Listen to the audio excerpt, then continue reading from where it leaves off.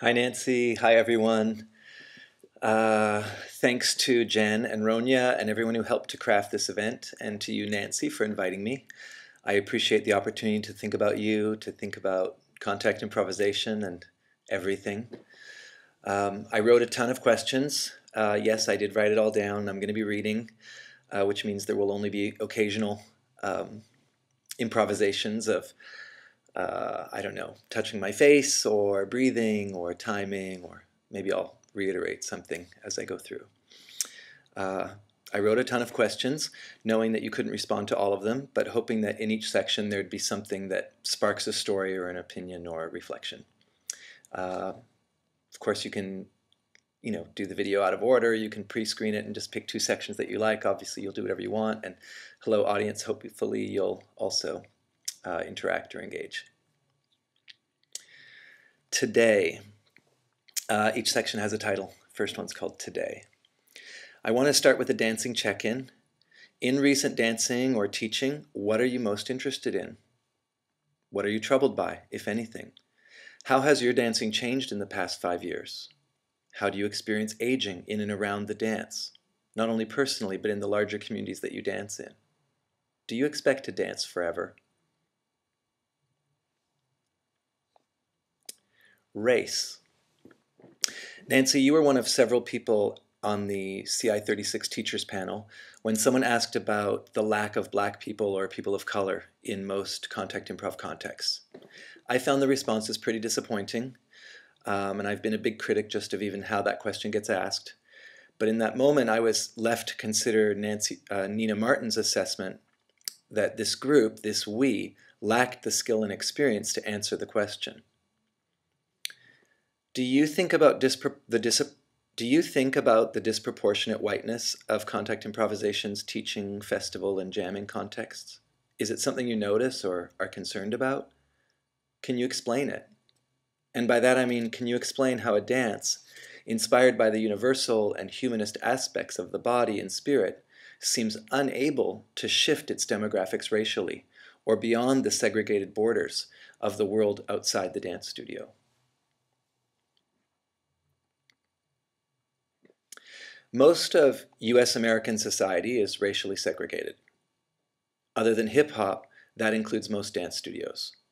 And that probably includes some hip-hop studios. When contact improvisation is praised as a dance that anybody can do and that it has its practitioners on every continent, how does it seem to cross, the dance? How does the dance seem to cross some social borders more easily than others? I think that the dancing practice of contact provides tools for experimenting with social borders and identities. But perhaps it's our social practice that creates less visible but still powerful borders. And by social practices, I mean I'm trying to distinguish between the improvised dancing from the ways that we organize or set fees or promote our work or decide what to wear or eat or what is important in our lives. Maybe it's our community making that is white and not our dancing. Just a proposal. What do you think?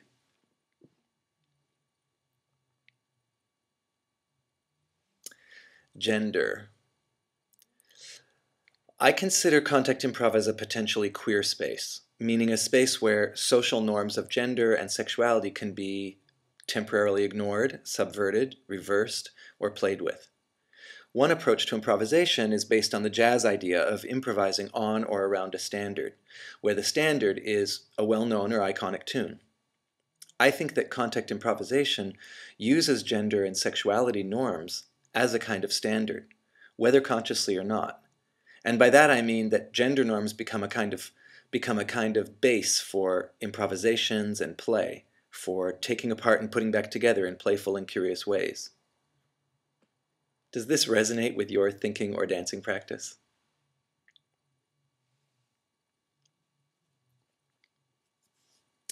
Nancy, have you ever considered yourself or your dancing feminist or queer?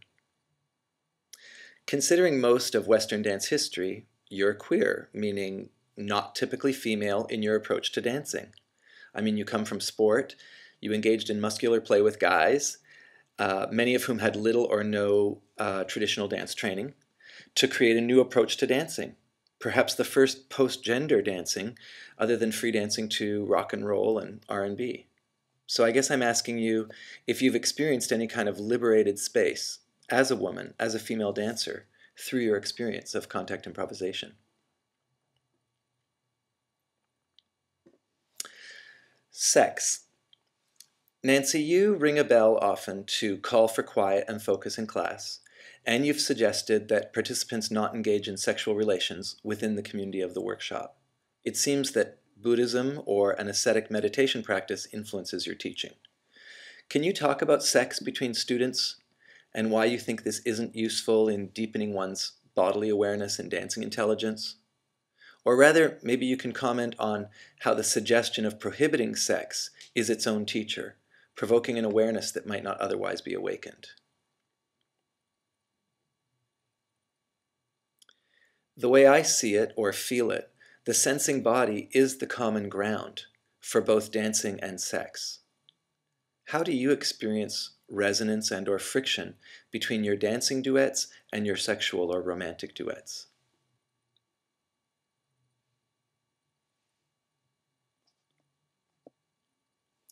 The underscore.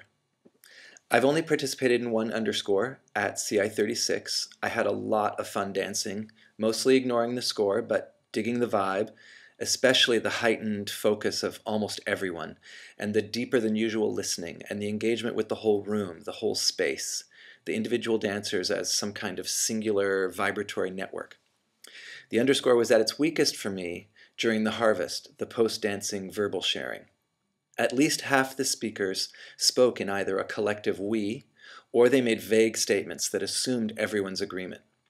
Cliches of feeling peace or feeling connected with everyone and everything and maybe God too, as if that's what everyone had experienced. It seemed to deny the practice of improvisation that had actually created their good feelings. Their statements began to form a kind of non-consensual ideology, trying to fix or set the meaning of the improvisation. Nancy, what do you want from the harvest, or what do you appreciate from the harvest? And how do you deal with the assumed agreement?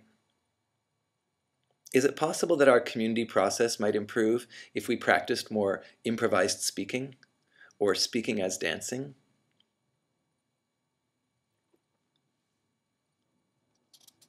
Festivals. I have some unease about the growth of contact improvisation's festival culture, despite my wonderful experience as an occasional teacher on the festival circuit. Do you experience the increase in festivals having an influence on the dancing or on the development of the dancing? Festivals seem to increase contact improv's visibility, but perhaps only in certain already contained cultural contexts. Festivals clearly increase the pool or community of teachers working internationally and their opportunities to make money. And the festivals also encourage transnational friendships, collaborations, exchanges, and love affairs. That's got to be good for dancing, right? But is it possible that the festivals also encourage a kind of unengaged tourism that can erase or ignore class tensions or asymmetrical power relations between dancers who can travel and those who can't? Between the middle-class American or European dancers and the dancers elsewhere? And what about in India or Thailand, where the festival economy and community is primarily non-local and white? And what would engaged tourism look like, whether in India or Thailand or in Israel, where a cultural boycott has been debated for years? I guess all of these questions about festivals are trying to consider our dancing in a broader context, in the global economy, in an international network. With your 40 years in the dance, Nancy, what could you say what contact improvisation's role or presence is in the world? And are transnational festivals changing this role or presence?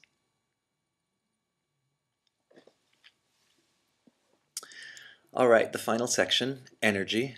As usual, I've focused probably overly on the political questions, and only now do I arrive at questions about energy, magic, ritual, and those experiences in our dancing that defy discourse or complicate politics or resist description.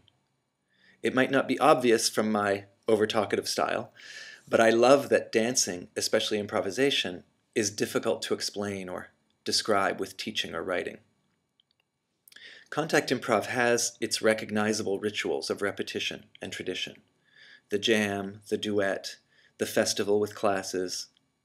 The dancing is a ritual of shared practice. It's a way of constructing space, of constructing social relations, and of shared meaning. But I'm wondering if there's a deeper ritual of initiation, perhaps, or of healing transformation that's potential in the dancing. The other thing I think about in this category is about the word energy, and not for it or against it, but I'm wondering, do you talk about energy when you teach? I'm wondering if it's useful to have words that don't have clear meanings, like energy, to describe the edges of sensation, intuition, or resonance, especially between people or within the body. I mean, the word energy can be useful to invoke the stuff beyond language in our dancing, or maybe not beyond, but in the realm of the poetic, where gestures speak and where images emerge and vanish regardless of our intention. Does magic happen while dancing? And are these terms, energy and magic, useful to you, even or ritual?